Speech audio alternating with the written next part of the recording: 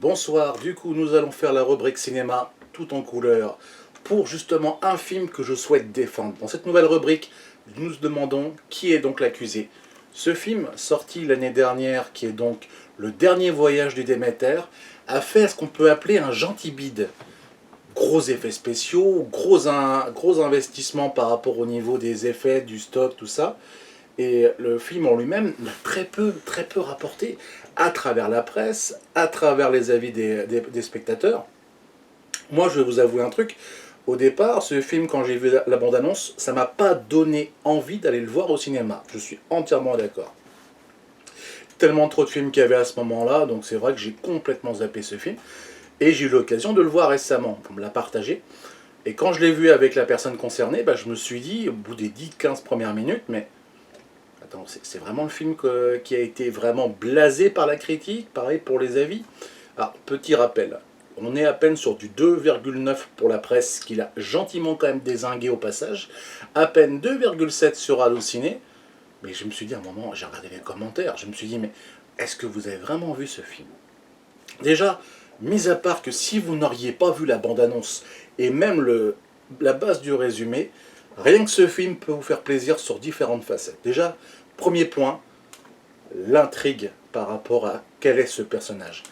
Moi, j'ai pas fait gaffe du tout au résumé de l'histoire, donc en fait, je savais pas au départ de quoi on me parlait. Et quand j'ai vu que c'était donc par rapport à une antiquité sur le plan des fameux vampires, et pas un vampire genre à la mode magnifique, tout ça, un vrai vampire démoniaque, le premier du nom. Et rien que son aspect avec le reste, ça m'a fait plaisir.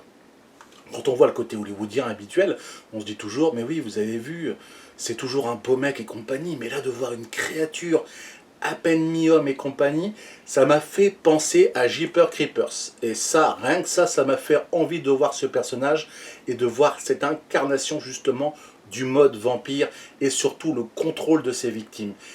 Il était tellement poignant qu'on croyait, on espérait un salut de certains d'entre eux qui n'a pas pu être abouti.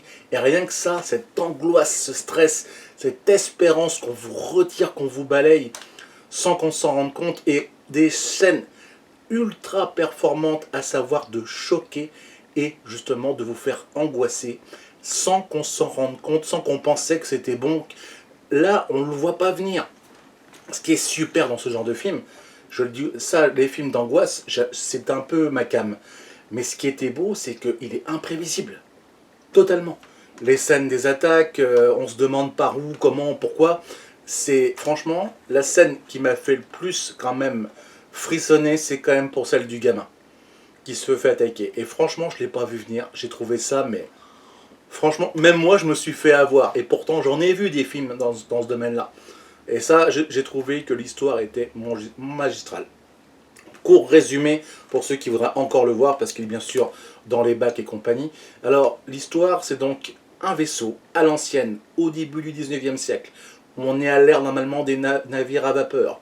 Ce navire est en voile à l'ancienne.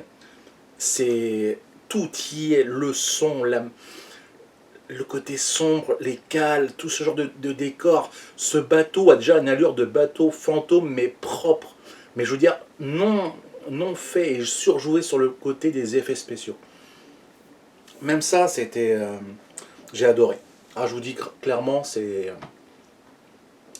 j'ai tellement adoré ce moment que j'en ai pris plaisir. Il dure quand même un petit moment de quand même 2 bonnes heures. Franchement, pour le prix du billet, je me suis dit, je suis allé directement à la Fnac le prendre parce que pour l'avoir dans ma collection. En vrai, c'est... J'adore. J'adore. Mais ce que je voudrais revoir avec vous sur l'esprit, que pour moi, je vais le noter sur Allociné. Pour moi, il est monstrueux et je serais vraiment enclin de lui mettre entre une note de 4 ou à 5 parce que je trouve que les gens, vous n'avez pas apprécié un film à sa juste valeur. Aussi quelque chose qui m'a choqué, toujours pareil, le comparatif de dire que oh c'est encore un film de vampire ou autre. Alors ceux qui ont vu ce film, je le dis honnêtement, il n'y a aucun plagiat, il n'y a aucun truc similaire de tout film confondu de vampires et de l'époque glamour entre entretien avec un vampire ou peu importe les trucs à l'eau de rose entre loup-garou et compagnie ou ce genre de trucs. c'est vraiment un film qui est fait dans le domaine de l'angoisse moderne, avec des effets, des atouts. Et moi je dis honnêtement, c'est dommage de le dézinguer comme ça. Il méritait beaucoup mieux, surtout sur le plan des spectateurs qui demandent toujours de l'innovation. L'innovation est quand même la base d'un spectateur, de vouloir avoir des choses différentes, qui fassent rêver, qui nous permettent de voir des choses qu'on se dise « Ah, je ne m'attendais pas à celle-là ». Et je trouve que ce film est une réelle claque dans ce domaine. Donc, pour cette partie, je dirais spoil, la légende de Dracula est née. Elle prend toute sa valeur par rapport à la manière de ce personnage. Et surtout, on imagine qu'il peut y avoir une suite. Alors, il n'y a normalement aucun survivant. Mais ça, je vous laisse découvrir pour cette partie-là. Moi, je vous le dis honnêtement, je vous le recommande.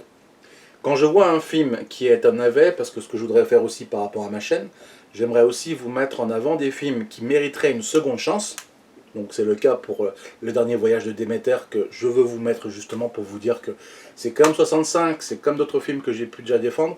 Ce genre de concept, je veux vraiment vous faire, disons, donner une chance à des gens qui se disent « Ah mais c'est pas une bouse comme on pourrait le croire ». Je vous le recommande. De le prendre en VOD ou en format physique ou ce que vous voulez, de regarder ce film et de vraiment de le regarder tranquillement. Je vous promets que vous ne serez pas déçus sur le prix de l'investissement. C'est vraiment un film qui mérite votre attention. Alors, je vous dis une prochaine film et une prochaine séance pour un autre film justement qui s'est pris une bonne cartouche que je veux aussi défendre. Et ça, je vous le laisserai prochaine découverte probablement dans les 2 prochains jours à venir. Merci à vous.